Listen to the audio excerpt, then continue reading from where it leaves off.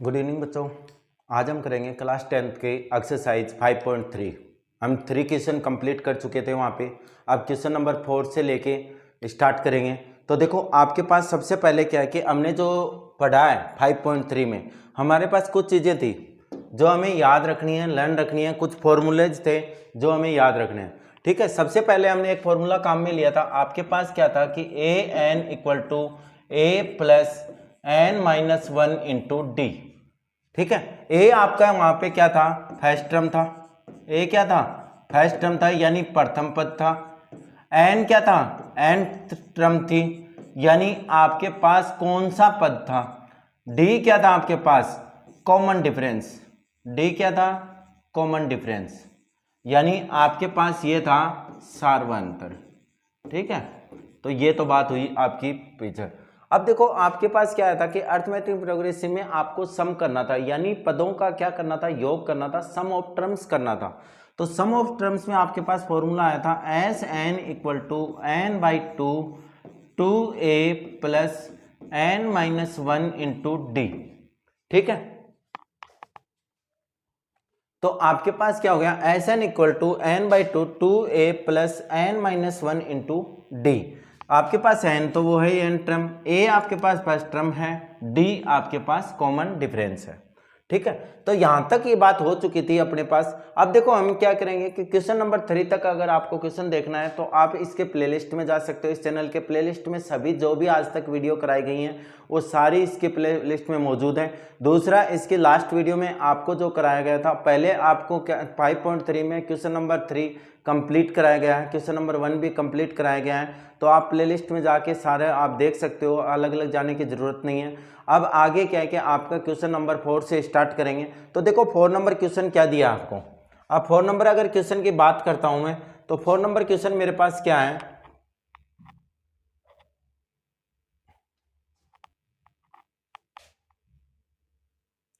Question number 4 है आपके पास,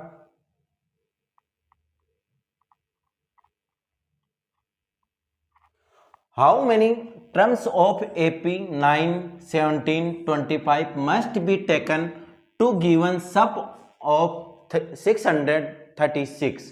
आपको क्या कहा है कि ये आपका इसका सम कितना हो जाए, 636 हो जाए, लेकिन कितनी टर्म को मैं प्लस करूं। बात आई समझ में कि इसने ये कहा कि आपको पूछा कि हाउ मेनी टर्म्स, यानी मैं कितनी टर्म्स को प्लस करूं कि मेरे पास इनका सम कितना हो जाए, 636 हो जाए। ठीक है, तो 636 होने के लिए आपके पास एपी देखो क्या दिए उसने। एपी उसने लिखी है कि आपके पास 9, 17, 25 हो गया। यहां पे आपके पास ए की वैल्यू क्या है, ए इक्वल टू क्या है, 9 है। डी इक्वल टू आपके पास क्या है, 17 माइनस 9 यानी आपके पास क्या है, 8 है। एस एन आपको दे रखा उसने, एस एन इक्वल टू कितना है, 636। ये होगी बात कंप्लीट। अब मेरे को ये बताना है कि इसकी कितनी टर्म्स को मैं प्लस करूं, यानी कितने पदों को जोड़ूं कि मेरे पास उसका सम 636 हो जाए।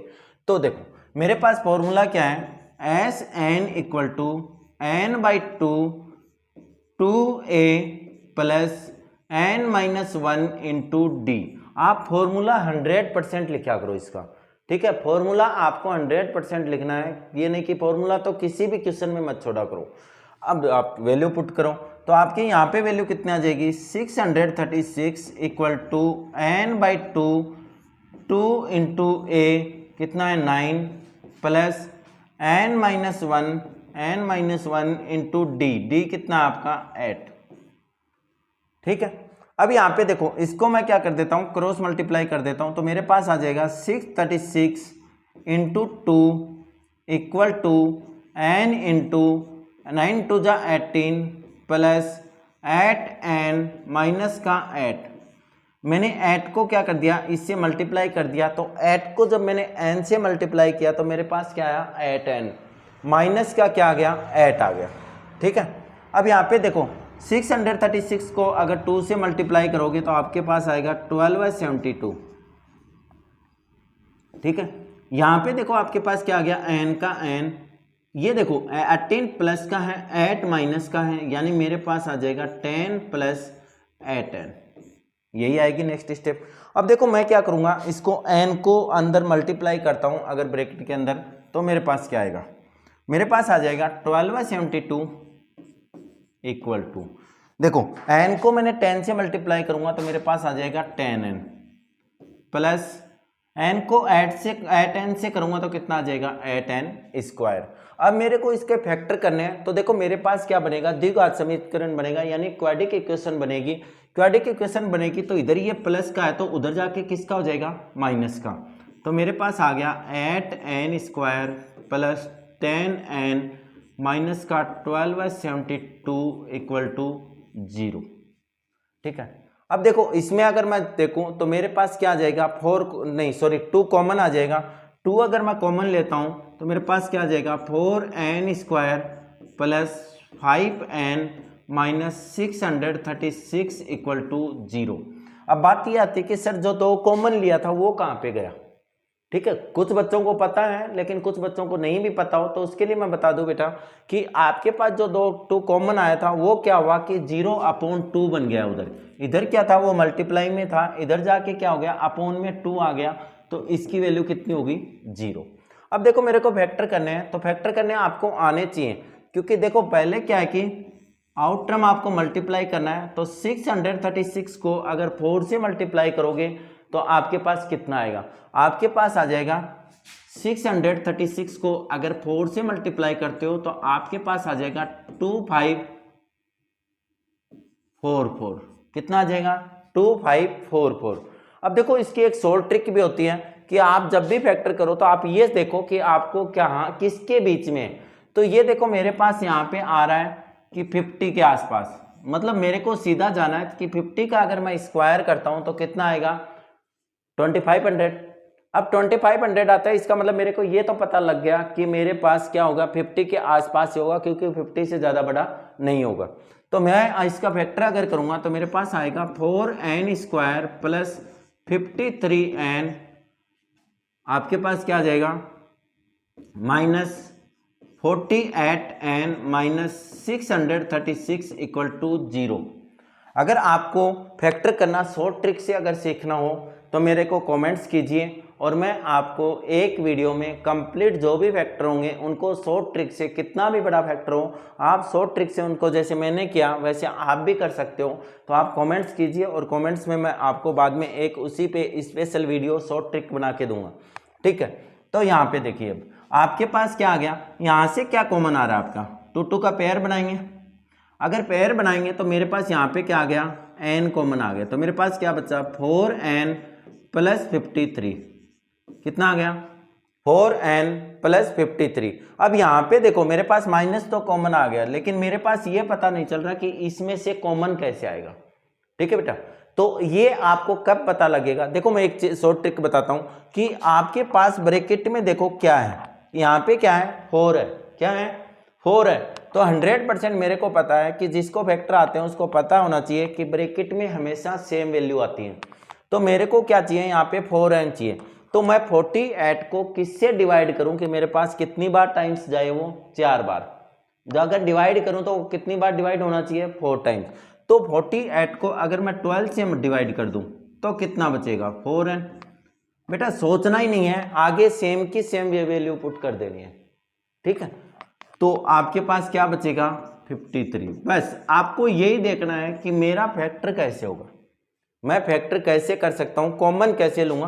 तो कॉमन करने के लिए शॉर्ट ट्रिक है कि आपके अगर या तो छोटा नंबर हो तो कोई दिक्कत ही नहीं है, लेकिन अगर आपके पास बड़ा नंबर हो तो आपको क्या करना है कि उसको डिवाइड कर लेना, उस नंबर से डिवाइड करो कि वो उतने टाइम चला जाए।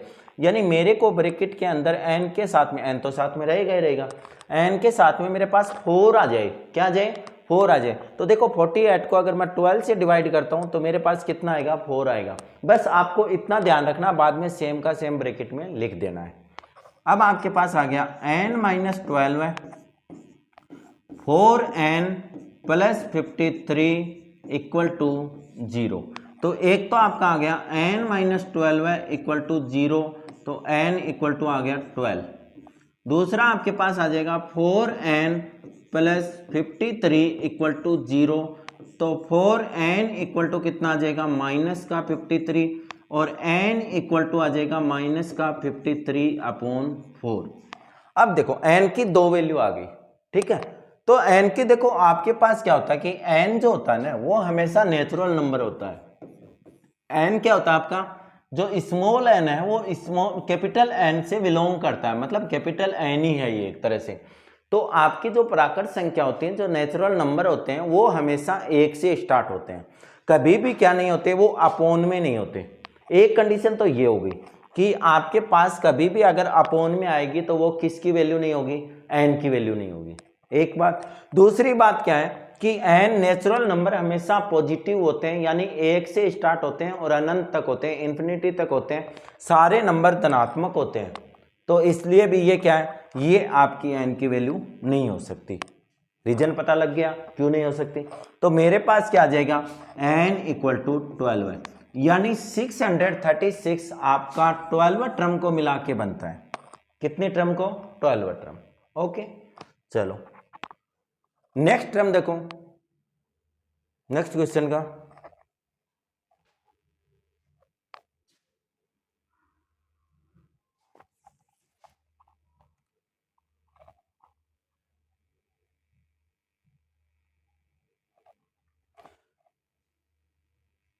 देखो क्वेश्चन नंबर 5 क्या है,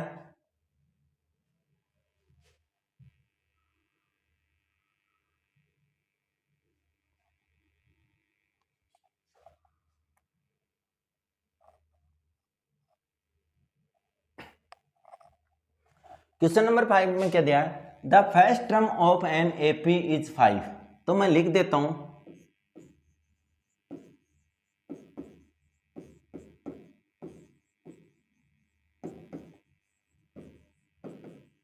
फर्स्ट टर्म क्या होते हैं AP is a equal to कितना हो गया आपकी 5। कह रहा है कि the last term is, last term क्या है इसकी, अंतिम पद, यानी ए एन इक्वल टू कितना है 45। मेरे को क्या कहा है, एंड द सम इज 400, मतलब ये जो लास्ट टर्म है इनका सम कितना है,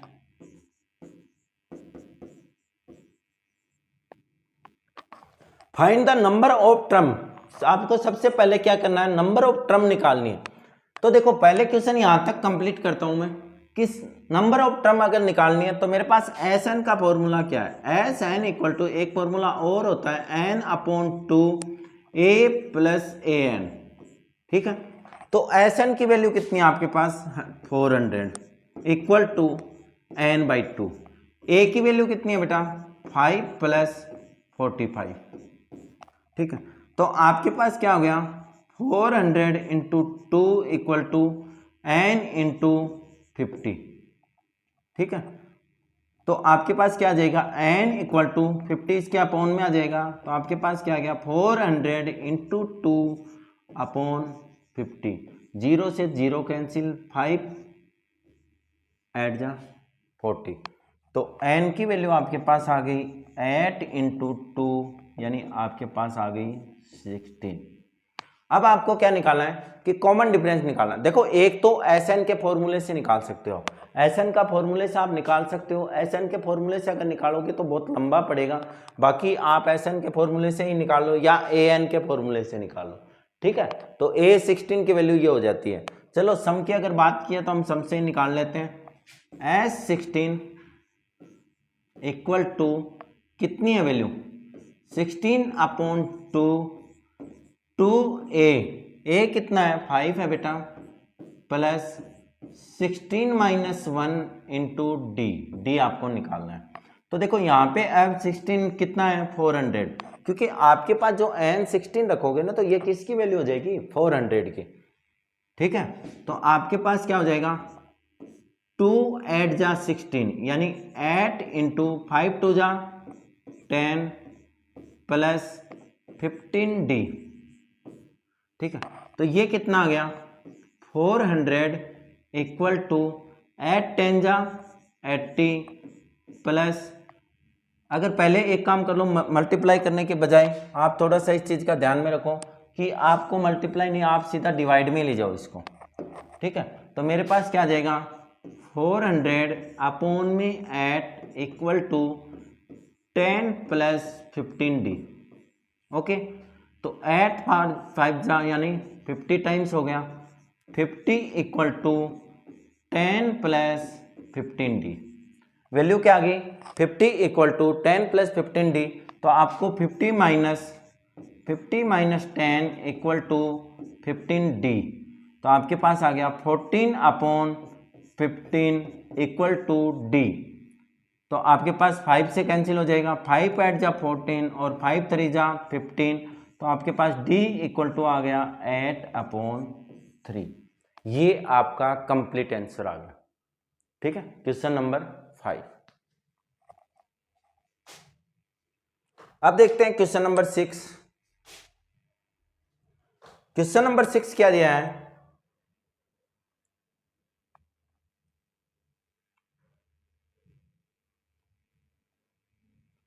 देखो क्वेश्चन नंबर 6 में क्या दिया है, the first and the last term of AP is 17 and 315।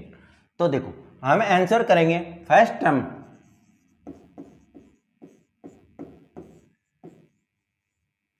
a equal to आपके पास कितना है 17। याद रखो बेटा कि आपको जो चीज पहले बोली गई है उसकी वैल्यू हमेशा पहले होती है, और जो बात आपको बाद में बोली जाती है उसकी वैल्यू हमेशा बाद में होती है, ठीक है। यही कंफ्यूजन हो जाता है कि कौन सी किसकी वैल्यू है। तो बेटा आपको ध्यान में रखना है कि जो बात आपको पहले, जो क्वेश्चन आपको पहले दिया गया है वो वैल्यू उसकी पहले है, और जो बात बाद में कही जाएगी वो उसकी वैल्यू बाद में रहेगी। उसने कहा है कि लास्ट टर्म, तो देखो लास्ट टर्म क्या है, लास्ट टर्म आपके पास A N equal to 350। A N equal to कितना आएगा 350। अब देखो उसने आगे और भी बात कही है, if the common difference is 9। देखो हिंदी मीडियम से हो चाहे इंग्लिश मीडियम से हो, दोनों को आपको पढ़ने में इसमें कोई दिक्कत नहीं आएगी, बस थोड़ा सा ये लिखने की हो, बाकी सारा मैं हिंदी और इंग्लिश दोनों में बताऊंगा आपको। तो देखो आपके पास last term A N equal to कितना आ गया 3, तो कॉमन डिफरेंस देखो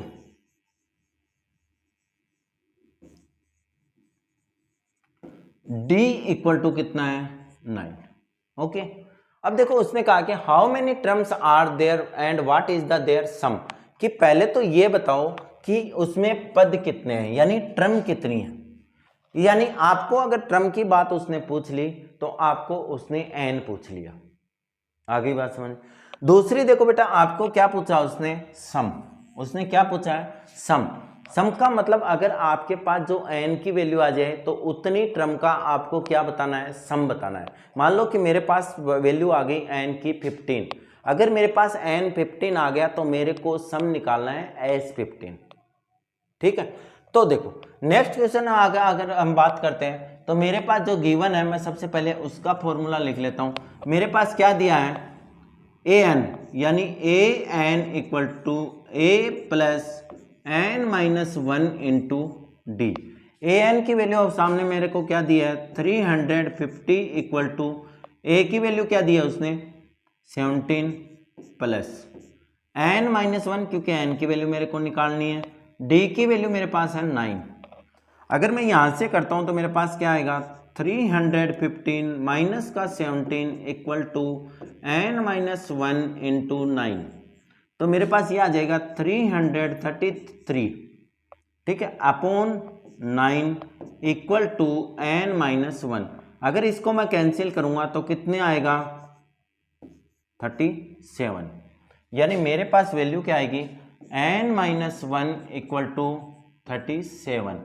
तो n इक्वल टू मैं लिख दूंगा 37 प्लस का 1 यानी इक्वल टू कितना आ गया 38। ओके, अब देखो आपके पास क्या है कि आपने ये तो हो गया, अब मेरे को निकालना है इसका सम।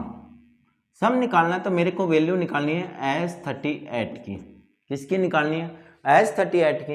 एस 38 की वैल्यू क्या हो जाएगी 38 अपॉन में 2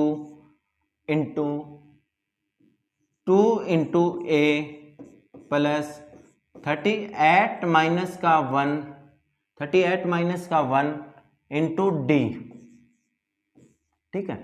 तो ये कितना हो जाएगा 19 हो जाएगा।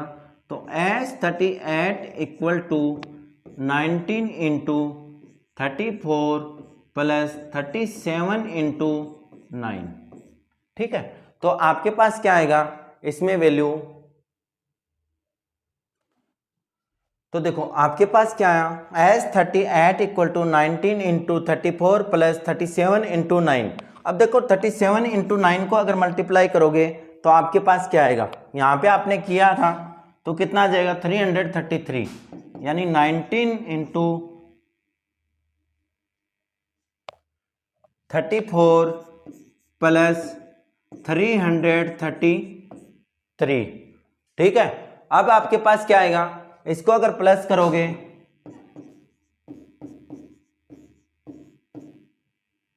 ठीक है, अब यहां पे इसका आंसर क्या आएगा, मल्टीप्लाई करोगे तो आपके पास क्या आ जाएगा 3 7 9 6। ठीक है, तो इसका आंसर आ जाएगा 6973। ओके, नेक्स्ट क्वेश्चन देखते हैं। देखो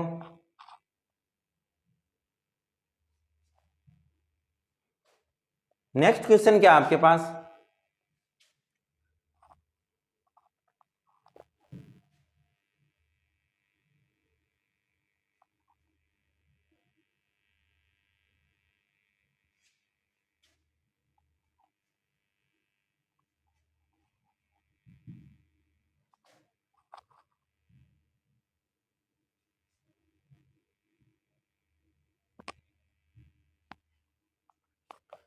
नेक्स्ट क्वेश्चन आपके पास 7 है।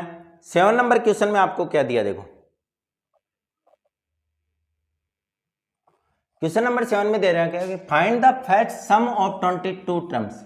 आपको क्या निकालना है कि सम निकालना है, लेकिन वो कितनी टर्म का निकालना है 22 टर्म्स का, ऑफ एन एपी, किसका AP, in which d equal to 7 and 22 terms is 149। तो चलो जो गिवन है वो देखते हैं। पहले आपको क्या दिया है A22 कितना दिया है 149। अब मेरे को पता है कि A22 का फॉर्मूला क्या होता है, A plus 21D equal to 149, यही तो होता है। D भी आपको दिया है, D इक्वल टू उसने कितना दिया आपको 7। तो वैल्यू पुट करते हैं, A plus 21 into 7 equal to 149। तो A plus 7 into 14 equal to 149। तो A इक्वल टू आपके पास आ जाएगा 149 माइनस 147, यानी A इक्वल टू आपके पास कितना आ गया 2। A इक्वल टू आपके पास कितना आ जाएगा 2।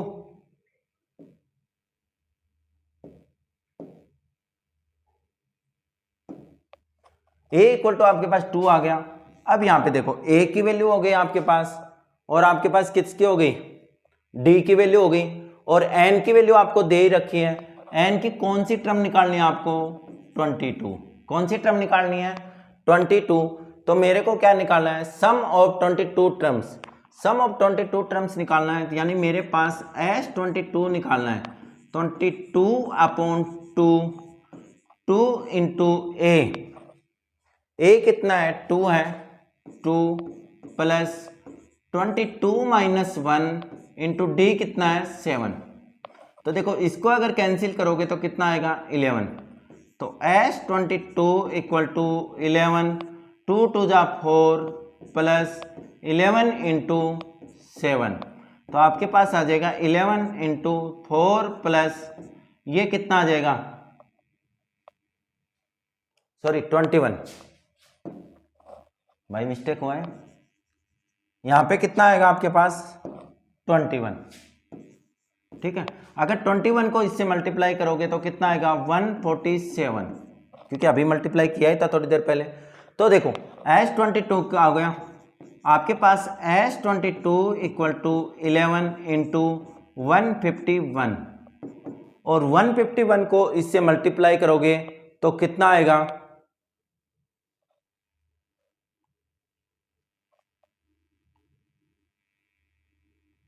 1561। नहीं 6, कितना आ जाएगा यहाँ पे 6।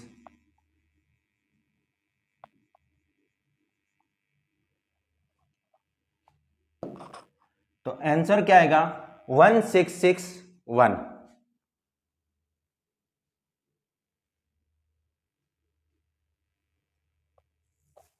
नेक्स्ट क्वेश्चन देखते हैं। नेक्स्ट क्वेश्चन क्या है आपके पास,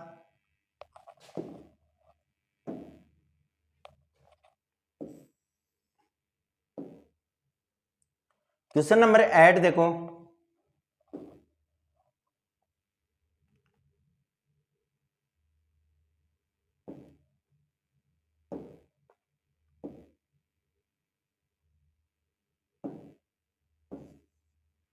एट में देखो आपको क्या दिया है, find the sum of the first 51 term. आपको क्या करना है 51 टर्म का सम निकालना है, यानी n इक्वल टू 51। ठीक है, AP whose the second and third term. देखो मैंने पहले भी बताया था कि जो बात पहले कही जाए उसकी वैल्यू पहले होती है, जो बात बाद में बोली जाएगी उसकी वैल्यू बाद में होगी। तो मेरे पास a2 कितना है, a2 है 14। तो a2 की अगर मैं वैल्यू बात करूं तो a plus d equal to 14, equation number first. Second देखो मेरे को क्या कहा है थर्ड टर्म। थर्ड टर्म का मतलब ये हो गया कि a3 इक्वल टू 18। भाई जो टर्म बोला उसका टर्म का लिख दिया हमने। तो मेरे पास क्या आ जाएगा a plus 2d equal to 18, equation number 2। Equation 2 minus equation first. समीकरण 2 में से समीकरण 1 को घटाने पर मेरे पास क्या आएगा देखो, a plus 2d equal to 18 और a plus d equal to 14। तो माइनस करो तो ये माइनस और ये भी माइनस, तो इससे ये कैंसिल हो गया। क्या बच गया d इक्वल टू 4, यानी मेरे पास d इक्वल टू कितना आ गया 4 आ गया। d equal to 4 in equation first. d का मान समीकरण 1 में रखने पर मेरे पास क्या आएगा a प्लस 4 इक्वल टू 14। तो a इक्वल टू आ गया 14 माइनस 4 इक्वल टू कितना आएगा 10। तो a इक्वल टू कितना आ गया मेरे पास 10। a इक्वल टू आ गया 10। मेरे को क्या निकालना है 51 टर्म्स का। तो मेरे पास a भी हो गया, मेरे पास क्या हो गया d भी हो गया, मेरे पास n भी है। तो मैं निकाल सकता हूं s 51। तो मेरे पास एस एन का फॉर्मूला क्या होता है n by 2 2a plus n minus 1 into D.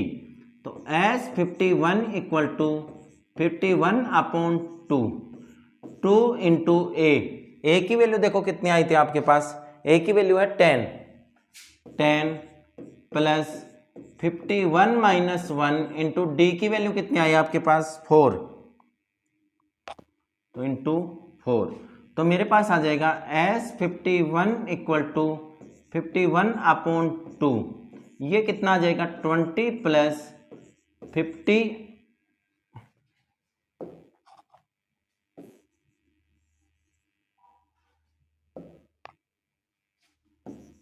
20 plus 50 into 4। तो आपके पास आ गया 51 अपॉन 2, ये देखो 20 प्लस 200। ठीक है, तो आपके पास हो जाएगा 51 अपॉन 2 इंटू 220, जिसको अगर मैं कैंसिल करूंगा तो कितना आएगा 110। और अगर 110 का इसका करेंगे तो आपके पास कितना आएगा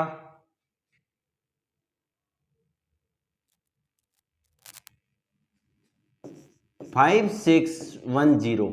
ये आपका क्वेश्चन नंबर 8 का कंप्लीट आंसर है। ठीक है,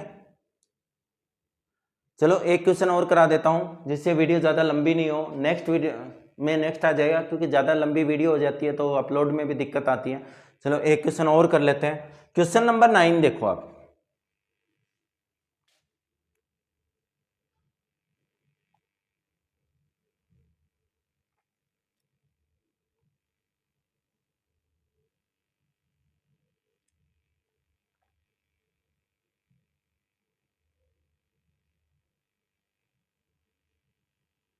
देखो, if the sum of first 7 term of AP is 49, ये कह रहा है कि अगर पहली 7 टर्म है, 7 पद हैं, उनका योग कितना है, 49 है।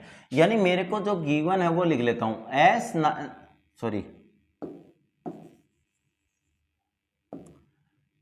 S7 इक्वल टू मेरे पास कितना है 49। S7 कितना आ गया 49 आ गया। तो S7 का मैं फॉर्मूला लगा देता हूं। मेरे पास S7 का क्या फॉर्मूला होगा, S7 इक्वल टू 7/2।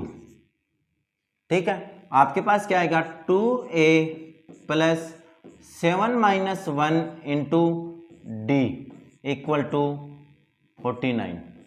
यही आएगा भाई, यही तो इसकी वैल्यू है।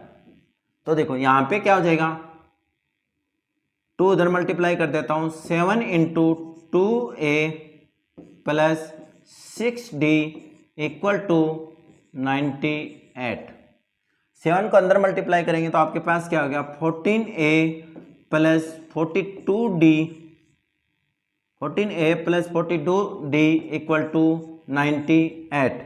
यहाँ से अगर मैं 14 कॉमन ले लेता हूँ तो मेरे पास क्या आएगा, 14 अगर कॉमन आ जाता तो क्या बचेगा, a plus 3d equal to 98। तो आपके पास आ जाएगा a plus 3d equal to 98/14। कितना आएगा 7। तो आपके पास आ जाएगा a plus 3d equal to 7, equation number first. अब बात करूं मैं सेकंड की। सेकंड आपको क्या दिया है, उसने कहा है कि आपके पास 17 टर्म, यानी आपके पास क्या है S17 इक्वल टू आपके पास कितना है 289। तो देखो यहां पे मैं फॉर्मूला अगर पुट करता हूं तो S17 इक्वल टू 17/2, ये कितना आएगा बेटा 2a plus 17 - 1 into d equal to 289। तो आपके पास क्या आ जाएगा 17 का 17, ये कितना आ गया 2a plus 16d equal to 2 9 जा 18, 1 and 7 5 7 8। अब 17 को इसके अंदर मल्टीप्लाई करते हैं तो कितना आएगा 34a plus d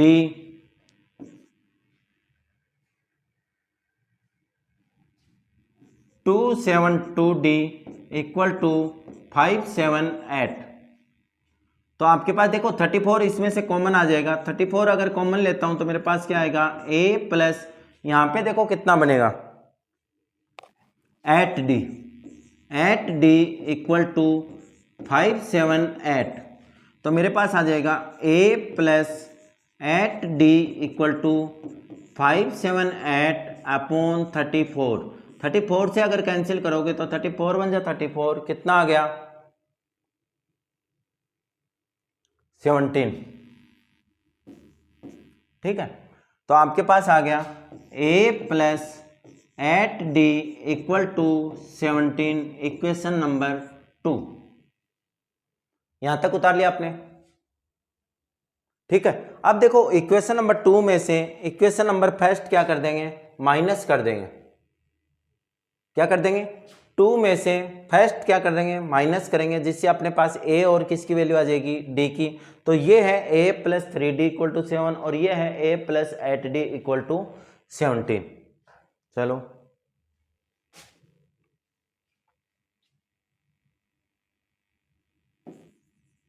equation 2 minus equation first. तो आपके पास क्या है a plus 8d equal to 17। First equation क्या थी a plus 3d equal to 7। तो क्या आ गया माइनस माइनस और माइनस, तो ये तो क्या हो गया कैंसिल हो गया। कितना बच गया 5d इक्वल टू 10। तो d इक्वल टू आ जाएगा 10/5, यानी आपके पास d की वैल्यू कितनी आ गई 2।